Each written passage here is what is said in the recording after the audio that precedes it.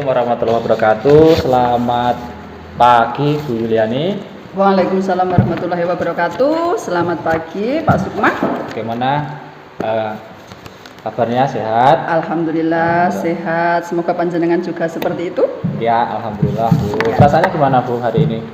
Campur aduk Pak ini. Ya. Tapi insya Allah akan berusaha. Ya, Bu. Semoga kita bisa melewati perjalanan ini dengan baik. Iya.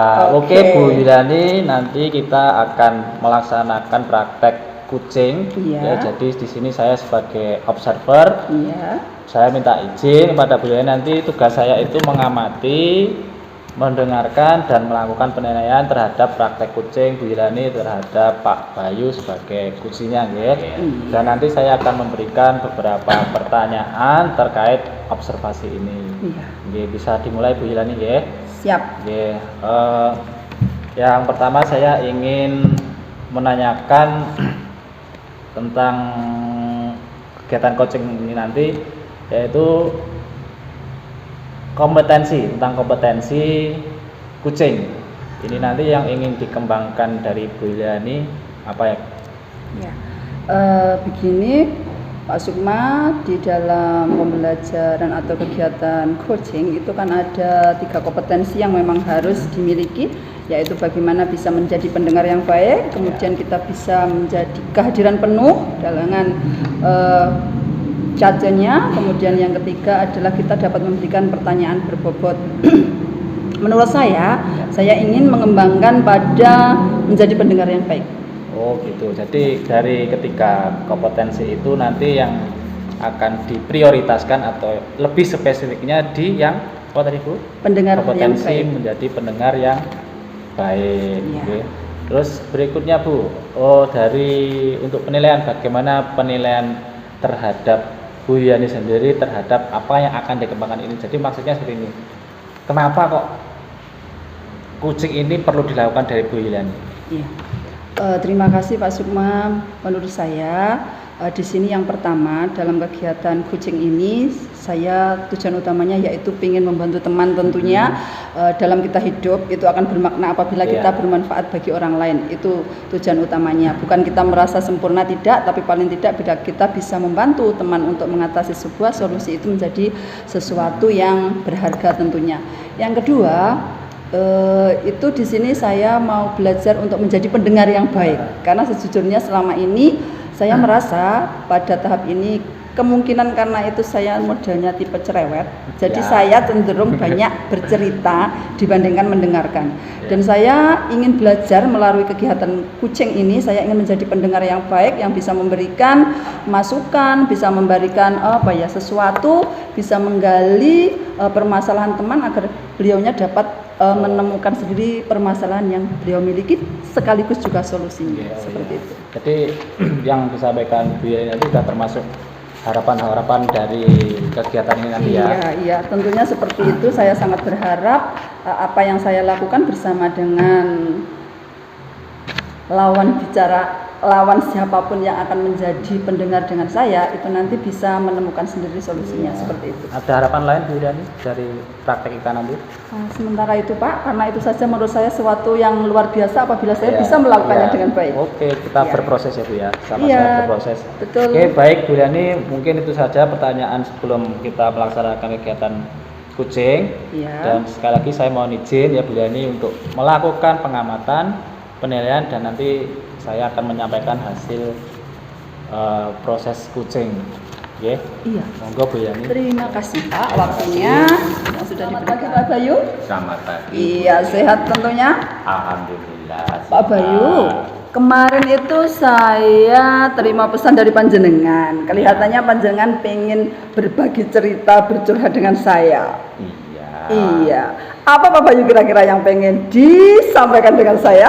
Sebenarnya ada satu permasalahan yang saya hadapi saat ini, terutama yang membuat saya stres dalam proses kegiatan saya sebagai seorang pendidik, mengerjakan administrasi saya sebagai guru yang sekarang semakin banyak, semakin luar biasa prosesnya, dan saya juga menghadapi suatu permasalahan juga ketika itu kita harus laporan online juga, itu juga sangat membutuhkan waktu untuk kita berpikir, memahami proses kerjanya juga, dan itu sangat menyita waktu bagi saya karena saya juga kurang ahli dalam IT itu, sehingga saya merasa stres pada saat ini. Pak Bayu, berarti intinya di sini panjenengan pada saat ini merasa terbebani dengan begitu banyak pekerjaan, menjadi, mohon maaf kalau tidak salah, menjadi kepala sekolah ya. Tentunya memang akan berhadapan dengan permasalahan terkait kita harus bagaimana melaporkan ke atas, tentunya juga dengan sekarang online akan di deadline hari ini harus selesai dan sebagainya. Kemudian yang kedua, jenengan juga akan berhadapan dengan anak buah bawahan yang tentunya, mohon maaf, pada masa sekarang mereka maunya enaknya, padahal jenengan dituntut bagaimana bisa menyadarkan mereka untuk bisa mengikuti perkembangan bahwa jenengan itu dari atas itu juga mendapatkan tekanan untuk menyelesaikan seperti ini. Pak Bayu, menurut panjenengan itu standarnya sebenarnya itu seperti apa ya? Baik itu pekerjaan mungkin yang panjenengan lakukan, yang kedua juga seharusnya itu yang bisa jenengan terima bahwa dengan segala permasalahan tersebut itu jenengan itu mampunya seberapa seperti itu? Sebenarnya saya juga mampu, Bu. Tetapi karena proses istilahnya ke dalam administrasi itu kan langsung segera itu loh, yang membuat saya seperti orang yang kebingungan gitu loh. Apalagi dalam satu hari bisa 4, bisa 5. Apalagi kalau kondisi di sekolahan saya kan butuhnya juga gurunya juga mempunyai tupoksi yang lain sebagai pengajar. Apalagi kalau saya istilahnya tidak bisa, saya mengganggu tupoksinya mereka juga terganggu. Saya belajarnya juga butuh waktu. Artinya saya juga butuh untuk belajar melalui YouTube atau melalui sumber-sumber yang lain. Bagaimana toh intinya. Tetapi kan itu semua kalau kita datangnya bertubi-tubi, istilahnya tagihannya, administrasi, itu yang membuat saya kebingungan, akhirnya menjadi stres sendiri akhirnya itu. Pak Bayu, dengan segala permasalahan jenengan luar biasa, panjenengan sudah berusaha melakukan yang terbaik dengan belajar dengan segala keterbatasan. Tapi saya yakin panjenengan tahu sebenarnya pada titik berapa ya panjenengan itu bisa maksimal, dan saya yakin panjenengan tentunya juga ada orang-orang di sekitar yang dapat mungkin bisa membantu apa yang menjadi permasalahan Pak Bayu. Tentunya kita tidak bisa kan bekerja sendiri, kita harus berkolaborasi. Meskipun di satu sisi mereka juga memiliki tupoksi sendiri. Iya, betul. Iya. Menurut Pak Bayu, adakah orang lain yang sekiranya bisa panjenengan gunakan untuk berkolaborasi? Ada, pasti ada teman. Tapi saya merasa kasihan juga kepada anak-anak didik saya. Anak-anak didik kalau saya ketika guru tersebut melakukan tupoksinya, kemudian kita ganggu dengan tagihan-tagihan, itu juga saya timbul rasa istilahnya kasihan juga kepada anak-anak. Kemudian yang kedua, meskipun itu bagian dari kerjasama kolaborasi, tapi saya juga tidak ingin anak itu terabaikan pelayanan kita, pengajaran, pembelajaran dari kita, sehingga sama-sama berangkatnya, sama-sama belajarnya gitu. Jadi saya itu sekarang inginnya ya sama-sama berangkat, saya inginnya juga belajar supaya nanti kedepannya saya akan lebih adaptasi, lebih terbiasa dengan kegiatan tersebut, dengan tagihan tersebut, dan saya bisa mengerjakan sehingga semua bisa berjalan, pelayanannya bisa menjadi yang terbaik. Oke. Pak Bayu, itu tadi panjenengan menceritakan dengan segala permasalahan rentetannya, tetapi ini tadi panjenengan sudah menyampaikan beberapa solusi kan. Berarti panjenengan harus beradaptasi, bagaimana harus belajar menyesuaikan sehingga apa yang selama ini ada di pikiran panjenengan terkait sebenarnya niatan panjenengan itu ingin berjalan sesuai dengan tupoksinya, tapi pada titik tertentu memang kita tidak bisa seperti itu. Dan itu sebenarnya sudah panjenengan sadari. Dan saya yakin sebenarnya panjenengan juga sudah. Target utamanya menurut Pak Bayu apa? Untuk mengatasi jenengan yang kondisinya stres. Iya. Target saya ingin mengurangi ya tingkat kestresan saya juga dari belajar. Ingin istilahnya kalau saya healing secara pribadi di antara sela-sela kegiatan itu dengan merefleksikan diri saya, mungkin melakukan mindfulness ya supaya nanti kita lebih fokus pada kerjaan kita sehingga apa yang bisa kita lakukan yang terbaik ya kita lakukan. Ya saya juga menyadari bahwa semua beban itu adalah tugas kita.